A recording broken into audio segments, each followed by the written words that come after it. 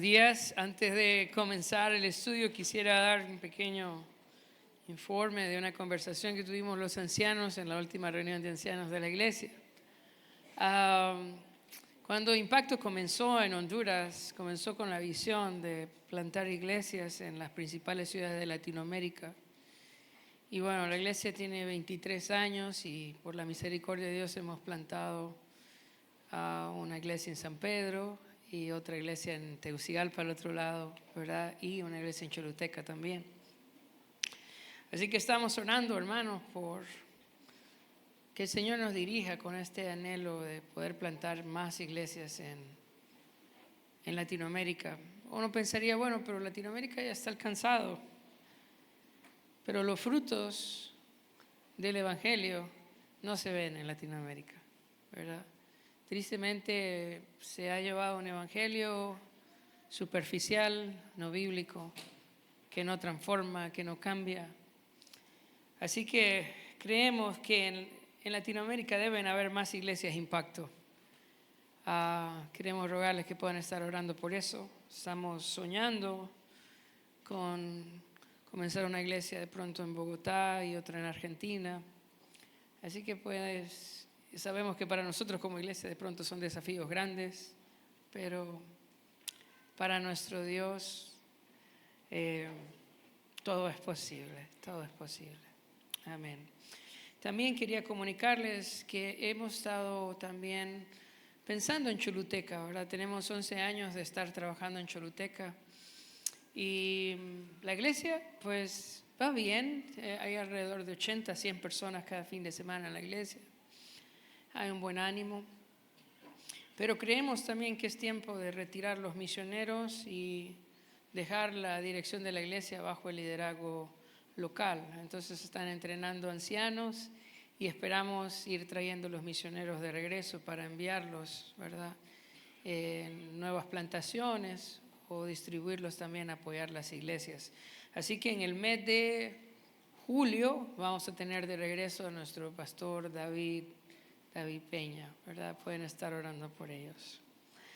Ahora sí, vamos a orar y vamos a entrar en el texto que vamos a estudiar hoy. Padre, te damos gracias por esta mañana, gracias por tu palabra. Gracias porque nos has permitido, Señor, en tu misericordia, en tu gran amor, poder estudiar tu palabra. Versículo por versículo, ir por todo ese libro de Éxodo, Señor. Y rogamos ahora que puedas hablarnos también, así como nos has hablado, que sigas hablando a nuestro corazón, que sigas transformando nuestra vida a través de tu palabra, que sigas ordenando nuestra vida por tu santa palabra y por la obra de tu Espíritu, Señor. Que puedas edificar a tu iglesia, convence de pecado, Señor, si en nuestra vida hay pecado, convéncenos, Señor, concédenos arrepentimiento, Padre. Te lo pedimos en el precioso nombre de nuestro Señor Jesucristo. Amén y amén. Hoy vamos a estudiar Éxodo 23, del 1 al 3. Y esta es la última parte del pacto mosaico. Eso es lo último, ¿ok? ¿Se acuerdan? Estudiamos en el capítulo 20 los 10 mandamientos y luego los siguientes versículos son una explicación de los 10 mandamientos y ahora vamos a llegar al final. Este es el final de la explicación de los 10 mandamientos. Y ahora del 14 en adelante vamos a entrar a otra parte, ¿no? Parte de las fiestas anuales, del templo, ¿verdad? Así que en esta parte terminamos, en el versículo 13, este estudio sobre la ley mosaica. Bueno, antes de entrar al versículo, yo solo quiero seguirles dando pautas de la importancia de la ley y cómo interpretarla. Yo crecí en una iglesia donde la ley no se consideraba como algo importante, ¿verdad? Sino que se consideraba que era algo obsoleto y que lo único que importaba realmente era el Nuevo Testamento. Sin embargo, como hemos aprendido durante todos estos domingos, la ley es muy, muy especial. Nosotros no vivimos bajo el mismo sistema judicial que aparece acá en la ley, ¿verdad? Pero eso no significa, yo quiero que lo dejes en tu mente, no significa que nuestro sistema judicial sea mejor, ¿entiendes? No vivimos bajo este sistema judicial, pero no significa que nuestras leyes son mejores. Estas leyes son mejores, son superiores en mucho sentido, en todo sentido es superior a la ley de los hombres. Nosotros no somos más justos, no somos más sabios, por lo tanto nuestras leyes no pueden ser mejores que la ley del Señor. Por eso vale la pena tanto estudiarla, meditarla. Dios le dio a Israel esta ley, ¿verdad? Se la dio como una ley en la cual se estableció un pacto para que ellos vivieran conforme a la ley, pero Israel no cumplió este pacto que el Señor hizo con ellos. Y esto es un patrón en todos los pactos. Nosotros vemos en la vida de Adán, Dios le dio también una orden y Adán la rompió, ¿verdad? Y ahora vemos las leyes que Dios da a Israel, Israel las rompe, ¿verdad? Ahora, ¿para qué sirven todos estos pactos o qué importancia tienen, verdad?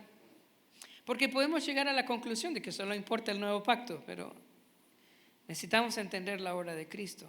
Cristo es el segundo Adán y Cristo es el verdadero Israel. Cristo sí cumplió cada una de las leyes que el Señor dio. Él cumplió cada uno de los pactos. Él fue obediente en cada una de las reglas que el Señor estableció para el hombre. Se hizo hombre y cumplió todas las leyes de Dios. Vivió una vida sin pecado y cumplió la ley en absoluto. Y luego murió por los pecadores. Ahora, pensando en nuestra salvación, ¿somos salvos por el antiguo pacto o por el nuevo pacto? Entonces, antes de que te apures a contestar, ¿ok? Piénsalo. En el antiguo pacto habían ordenanzas que nosotros no cumplimos, pero que ¿quién cumplió? Cristo cumplió, ¿ok? Y en el nuevo pacto, que es la sangre de Cristo, vemos que en vez de castigar al pecador, Dios castigó a su Hijo Jesús. Entonces, en un sentido, nosotros somos salvos en el antiguo pacto por la obediencia de Cristo. Y somos salvos en el nuevo pacto por su sacrificio en la cruz. O sea que Dios cumple toda la ley, todos los mandatos de Dios los cumple a perfección y nos regala su justicia. Esa obediencia que nosotros no tuvimos, la obtenemos por medio de la fe en nuestro Señor Jesucristo y Él nos da su manto de justicia por su obediencia al antiguo pacto. Pero también somos salvos en el nuevo pacto por su muerte en la cruz, porque quien debía ser castigado por haber violado la ley fui yo, y Él tomó mi lugar. Así que vemos que estos dos pactos no son contradictorios, son complementarios. El Señor cumplió el antiguo pacto, pero también en el nuevo pacto Él paga por todos aquellos que violamos la ley del Señor, y así funciona la Biblia. Y por eso es que no debemos de descartar ninguno de los testamentos. Tanto el Antiguo Testamento nos ayuda a entender la obra de Cristo como el Nuevo. Ambos son importantes en nuestra salvación, para entender nuestra salvación. El día de hoy, como les decía, vamos a leer del capítulo 23, del versículo 1 al versículo 13. Y estos pasajes hablan de cómo debe de comportarse el pueblo de Dios en el juicio, en los juicios legales. De pronto nosotros podríamos pensar, bueno, los cristianos no debemos ir a juicio, ¿verdad? Pero la verdad es que la Biblia dice que las autoridades son puestas ¿por quién? ¿Y para qué están ahí? Para servir a Dios, ¿verdad? Así que, aunque las autoridades no sean cristianas, están ahí por Dios, ¿verdad? Para hacer el bien. Eso es lo que dice el libro de Romanos. Entonces, estos versículos hablan de cómo debe ser la conducta del cristiano cuando comparece ante el juicio. Cómo debe ser la conducta del pueblo de Dios cuando comparece ante el juicio. Ahora, Creo que hay dos partes que van a ir pasando de un lado a otro, que lo vamos a ver en el pasaje. Por un lado vamos a ver la justicia, pero por otro lado vamos a ver la misericordia. Ya van a ir viendo cómo hay un párrafo que habla de la justicia y otro de la misericordia, y luego habla de la justicia y luego habla de la misericordia. Hermanos, nuestra teología, yo siento que a veces tenemos errores, porque o vemos un Dios que es todo misericordia, ese es error, o un Dios que es solo justicia, ese es un error también, porque nuestro Dios es justo y es misericordioso. Y como su pueblo, escucha esto, debemos ser justos y debemos ser misericordiosos. Estas cosas van juntas porque son el carácter de Dios. Ahora, cuando vemos la ley, ¿pensamos en la misericordia o en la justicia? Cuando vemos la ley. Bueno, hoy nos vamos a dar cuenta que ambas cosas están en la ley. Está la misericordia y está la justicia. ¿Por qué? Porque la ley representa o refleja el carácter de Dios. Y lo vamos a ver acá. Vamos a ver la justicia, también vamos a ver la misericordia de Dios a través de su ley. Así que pensando en eso, vamos a entrar ahora a versículo 1.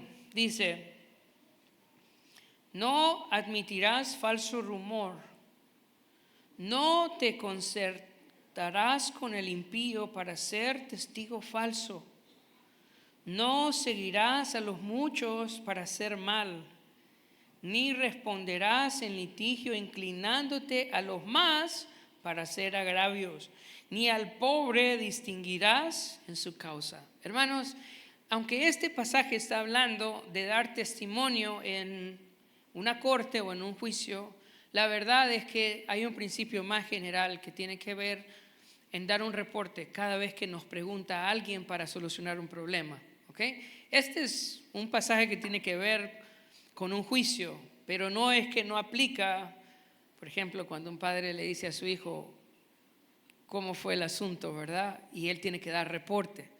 Entonces tiene que ver con testimonio, dar nuestro reporte a nuestras autoridades. ¿Cómo deben de ser nuestros testimonios? ¿Ok? Su versículo 1 dice: no admitirás falso rumor.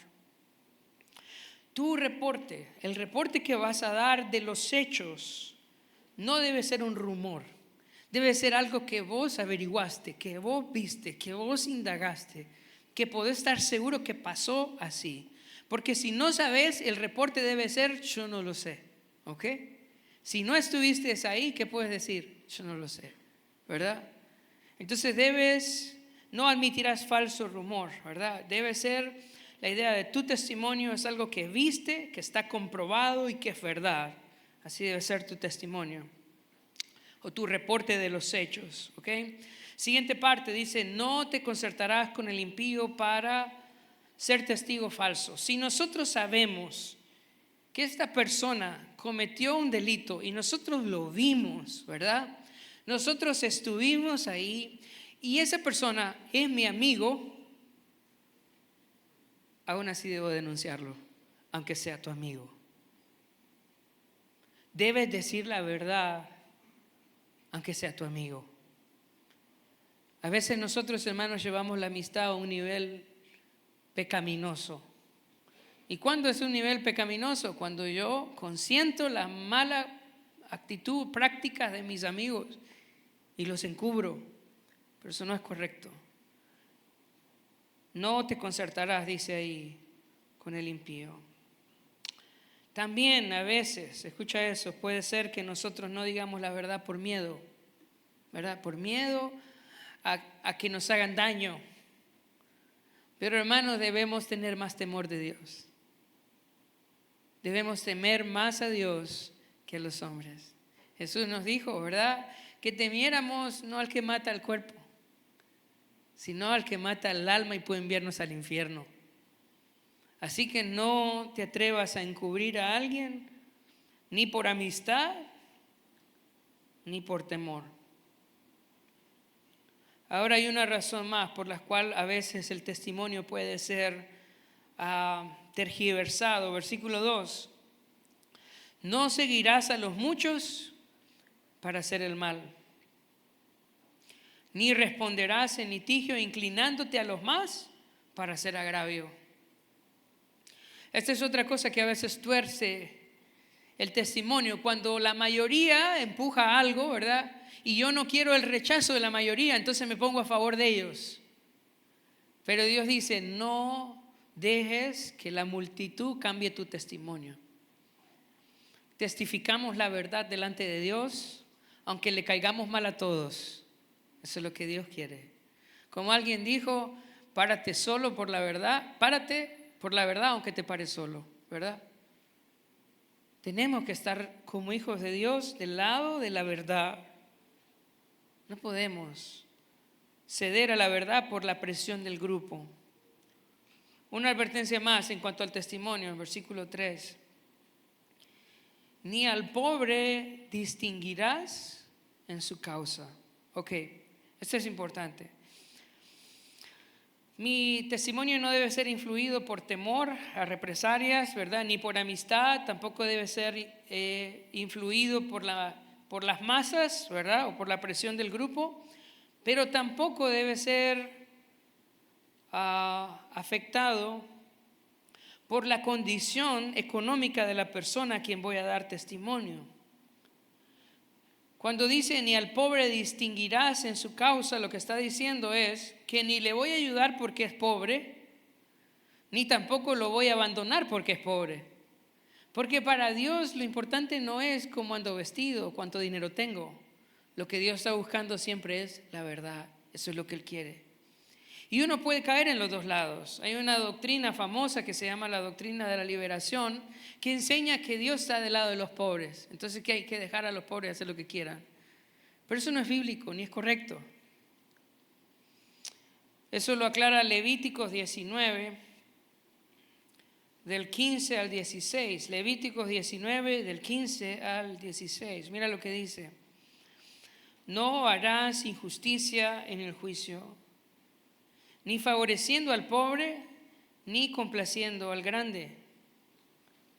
Con justicia juzgarás a tu prójimo. Entonces, ¿qué dice Dios? ¿Que hay que ayudar al pobre y dejarle pasar las cosas? Ni al pobre ni al rico, ¿ok? Lo que Dios quiere es la verdad. Que nosotros seamos fieles al testimonio. Que no nos inclinemos ni para un lado ni para el otro. ¿Ok? Entonces eso en cuanto a mi testimonio, y sabemos, mirábamos que este es el cumplimiento del 9º mandamiento, ¿verdad? No darás falso testimonio. Ahora vamos a ir a la siguiente parte que tiene que ver con la solidaridad sin prejuicios, hacer bien a todos. Y recuerda que estamos estudiando la ley, esto es la ley. Versículo 4 dice, si encontrares el buey de tu prójimo o su asno extraviado, vuelve a llevárselo. Versículo 5. Si vieres el asno del que te aborrece debajo de su carga, ¿le dejarás sin ayuda? Antes bien, le ayudarás a levantarlo. Entonces vemos aquí que el Señor establece en la ley que si mi enemigo, la persona que me aborrece o que me quiere hacer daño, tiene problemas y yo lo veo, ¿qué tengo que hacer según la ley? Debo ayudarle. Dios dice en su ley, debes ayudar aún a la persona que te aborrece. Si lo ves que tiene una necesidad, debes ayudarlo. Y nosotros vemos en la ley esta parte, ¿no? La parte de la gracia. Sí, Dios es justo, pero también nos llama a tener misericordia aún de las personas que nos aborrecen. Esto es lo que manda la ley del Señor. Eso es lo que manda la ley del Señor. Ahora, Jesús habló de esto en Mateo 5, 43 al 45. Y me gustaría que prestes atención porque siento que a veces mal entendemos este pasaje. En Mateo 5, 43 al 45 dice, oíste que fue dicho, amarás a tu prójimo y aborrecerás a tu enemigo. Pero yo te pregunto, ¿dónde fue dicho? ¿Quién lo dijo? ¿Por qué dice la ley? Que aborrezca a mi enemigo. ¿Qué dice la ley? Que ayude a mi enemigo, que haga bien a mi enemigo. Entonces, ¿de dónde sale esta idea de amarás a tu prójimo y aborrecerás a tu enemigo. Bueno, es la enseñanza que estaban dando los fariseos y los escribas en el tiempo de Jesús. Lo que Jesús está haciendo en el Sermón del Monte es corrigiendo la mala enseñanza de los líderes de Israel. Pero la ley no manda que aborrezca a mi enemigo, la ley manda que ayude a mi enemigo en necesidad. Versículo 44, pero yo os digo, amad a vuestros enemigos, bendecid a los que os maldicen, haced bien a los que aborrecen y orad por los que os ultrajan y os persiguen. Entonces la ley no me manda que aborrezca a mi enemigo, la ley me manda a hacer bien al que me aborrece. Ahora, quiero que lo lleves al contexto del pasaje que estamos leyendo. Estamos hablando de un juicio, ¿verdad? Hay un juicio, hay un pleito, ¿verdad? Y yo soy testigo y estoy sirviendo como acusador, dando mi testimonio de los hechos. Hay un juicio. ¿Pero qué dice? Que cuando yo salga y yo vea a esta persona que de pronto está en contra de mí en el juicio, ¿cómo debo tratarlo? Haciéndole bien, haciéndole bien. Eso es lo que Dios dice. ¿Ok? El juicio allá es una cosa, yo voy a decir la verdad, ¿verdad? Y busco la justicia, pero afuera yo procuro tu bien. Yo no soy tu enemigo. Estamos tratando una cosa legal que hay que resolver, pero afuera yo soy para ayudarte. Afuera yo busco tu bien. Eso no es una cuestión de odio, es solo una cuestión de justicia. ¿Qué es lo justo? ¿Ok? Ahora vamos a ver del versículo 6 al versículo 9 una porción más que se parece mucho a la del versículo 1 y al versículo 3.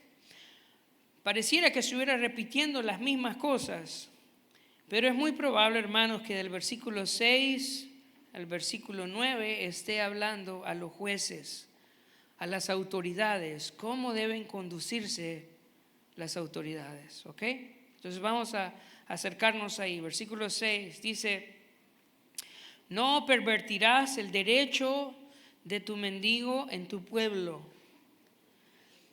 De palabra de mentira te alejarás y no matarás al inocente y justo, porque yo no justificaré al impío. No recibirás presente, porque el presente ciega a los que ven y pervierte las palabras de los justos. Y no angustiarás al extranjero, porque vosotros sabéis cómo es el alma del extranjero, ya que extranjero fuisteis en la tierra de Egipto. Okay. Pareciera, hermanos, que este texto estuviera hablando a los que ejercen autoridad, a los jueces, cómo deben de hacer juicio en el pueblo de Dios. Y en este texto el Señor les da alguna dirección, ¿verdad? Y les manda a tener temor de poder juzgar justamente. Yo pienso en nuestro país, ¿verdad? Y pienso en nuestros jueces. Y a veces pienso en la iglesia también. A veces pensamos que los cristianos no pueden ser jueces, ¿verdad? Que la iglesia no puede involucrarse en estas áreas del gobierno civiles. Pero yo quiero preguntarte, ¿qué pasaría si nuestros jueces se convirtieran al Señor y tuvieran temor del Señor? ¿Cómo sería la justicia en nuestro país? ¿Es cierto que nosotros como cristianos no debemos involucrarnos en estas cosas? Y yo creo que la respuesta no es así.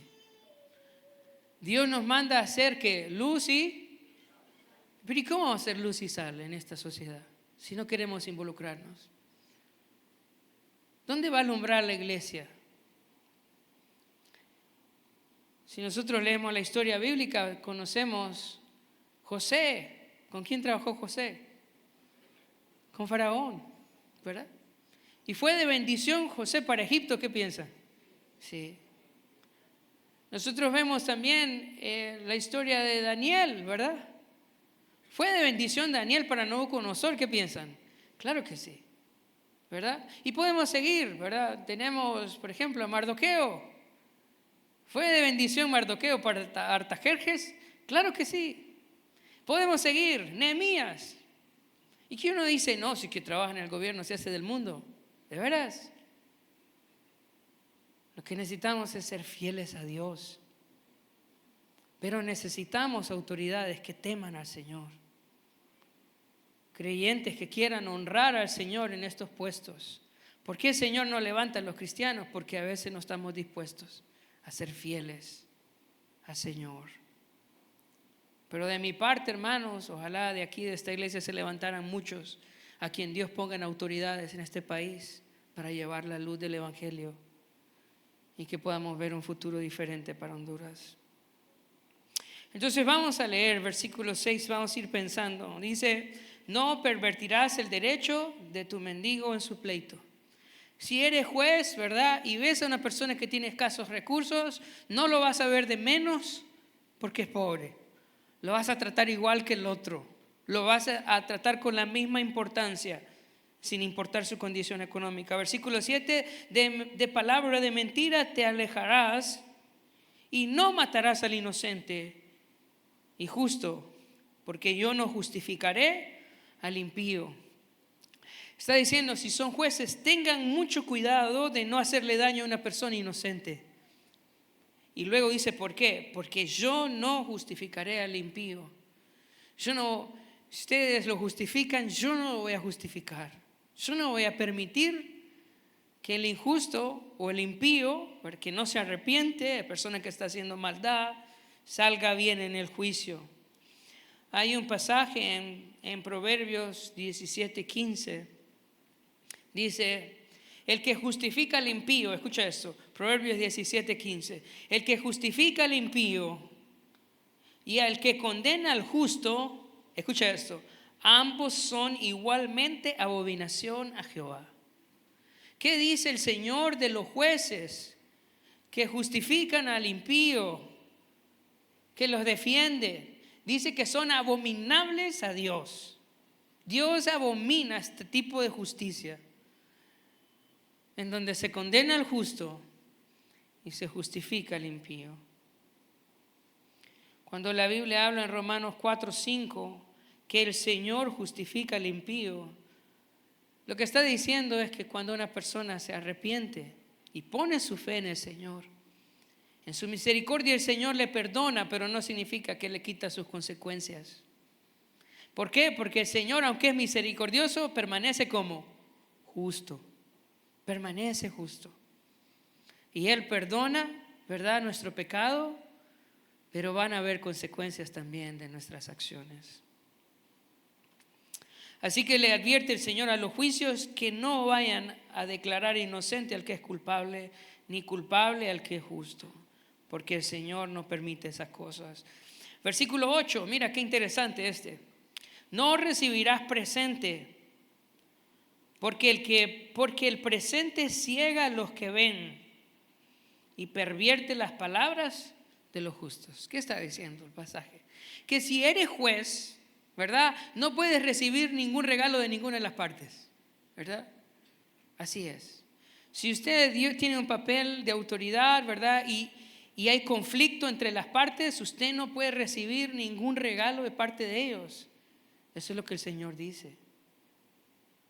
Y cuando un juez recibe regalos de alguna de las partes, dice acá que ese regalo le va a cegar y que va a pervertir el derecho de los justos.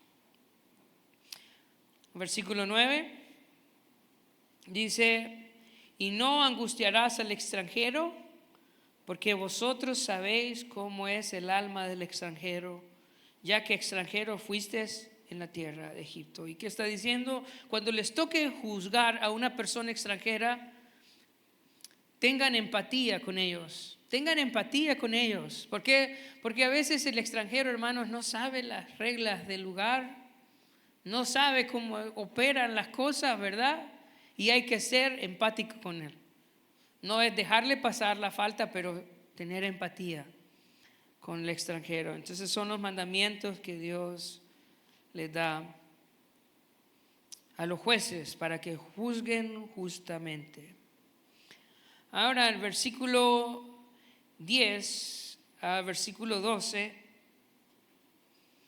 habla nuevamente del día de reposo y de los años de reposo. Vamos a leerlo y luego vamos a meditarlo. Versículo 10 dice, 6 años sembrarás tu tierra y recogerás su cosecha. Mas el séptimo año la dejarás libre para que coman los pobres de tu pueblo, y de lo que quedare comerán las bestias del campo. Así harás con tu viña y con tu olivar. 6 días trabajarás y el séptimo día reposarás, para que descanse tu buey y tu asno, y tome refrigerio el hijo de tu sierva y el extranjero. Ok, vamos a pensar cómo se relaciona, ¿verdad? Todo esto. Está diciendo a los jueces que juzguen justamente. Y ahora va a hablar acerca de el año de reposo y el día de reposo. Ya hemos tratado este tema del día de reposo anteriormente, pero se ha tratado en una perspectiva ceremonial. La forma en cómo se trata en estos dos pasajes es diferente. La forma en cómo lo trata es como un acto de misericordia. Está hablando de juicio, pero ahora en estos pasajes va a hablar de misericordia. Versículo 10 dice: 6 años sembrarás tu tierra y recogerás su cosecha. Versículo 11: mas el séptimo año la dejarás libre. La primera parte tiene que ver con tener misericordia para con la tierra, para con la naturaleza. Hoy en día tenemos personas que adoran la naturaleza, ¿verdad? Que estiman la naturaleza aún más importante que la vida de los hombres, y eso es incorrecto. Pero por otro lado también tenemos personas que no le importa la naturaleza. En la ley de Dios se le establece que la tierra necesita descansar. 6 años iban a sembrarla y el séptimo año iban a dejar descansar la tierra. Parte, hermanos, de nuestra responsabilidad como creyentes es tener conciencia del medio ambiente, de la tierra en que nosotros vivimos. Nosotros como cristianos deberíamos de cuidar la tierra, estar a favor de cuidar la tierra. Cuando Dios creó al hombre, ¿verdad? Lo puso en el Edén, ¿para qué? Para que lo cuidara. Pero lo que hemos hecho, la humanidad, ha sido destruir la tierra de Dios. La tierra de Dios. No sé cuántos de ustedes recuerdan en la pandemia, ¿verdad? ¿Qué pasó con el campo? ¿Qué pasó con los ríos? No sé si ustedes recuerdan o vieron las noticias. Pero el hombre se escondió en la casa, ¿verdad? ¿Y qué pasó con el campo? Floreció nuevamente, los bosques florecieron, la fauna. Hermanos, cuán importante sería que nosotros pudiéramos hacer descansar la tierra. ¿Saben? El pueblo de Israel no cumplió esta ley. Por 70 años no guardó el año de reposo. ¿Y qué hizo el Señor? Lo sacó de la tierra para que la tierra reposara. ¿Verdad? Tenemos que tener conciencia. ¿Cómo sería este mundo si el hombre hiciera descansar la tierra por un año? En otro pasaje encontramos que Dios les iba a dar cosecha especial en el 6º año para que no hubiese necesidad de ir a trabajar. El 7º. Dios iba a proveer el 6º para que el 7º pusieran reposar la tierra. Ahora dice versículo 11, mas el 7º año dejarás libre, escucha eso, para que coman los pobres de tu pueblo. Eso es bonito también. Son los programas de ayuda social, los programas sociales de la Biblia. ¿Qué hacen nosotros? ¿Qué hacemos nosotros con los países que tienen hambre? ¿Qué hacemos? Les mandamos comida. Pero eso no termina. Al siguiente año hay que mandar y seguir mandando. Pero ¿qué hace Dios? ¿Cuál es el programa social? Le dice, ¿alguien tiene hambre? ¿Qué tiene que hacer? Allá está el campo, ¿verdad? Que vaya a recoger al campo. Hermanos, ¿cuánto daño le hacemos a la gente cuando solo le damos? Dios no hace eso. ¿Tienes hambre? Allá está el campo. Allá dejamos. Puedes ir a recoger. Puedes ir a recoger. Entonces vemos misericordia para la naturaleza o para el campo, misericordia para los pobres Y mira, versículo 11 dice, más el 7º año dejarás libre para que coman los pobres de tu pueblo. Y de lo que quedare, escucha esto, dice, comerán las bestias del campo. Está hablando de las fieras del campo. Qué bonito, ¿a Dios le importan las fieras del campo? Qué bonito, ¿verdad? Que dijera el hombre, este año no vamos a sembrar para que las fieras coman, para que los animales coman. Vamos a dejar a la tierra para que los animales coman. Y dice al final, así harás con tu viña y con tu olivar. Entonces, paren, ¿verdad? Este año completo para que descanse la tierra, para que coma el pobre y para que coman los animales también. Entonces vemos la misericordia de Dios. Ahora versículo 12, otra vez del día de reposo. Dice, 6 días trabajarás y el 7º día reposarás para que descanse tu buey y tu asno.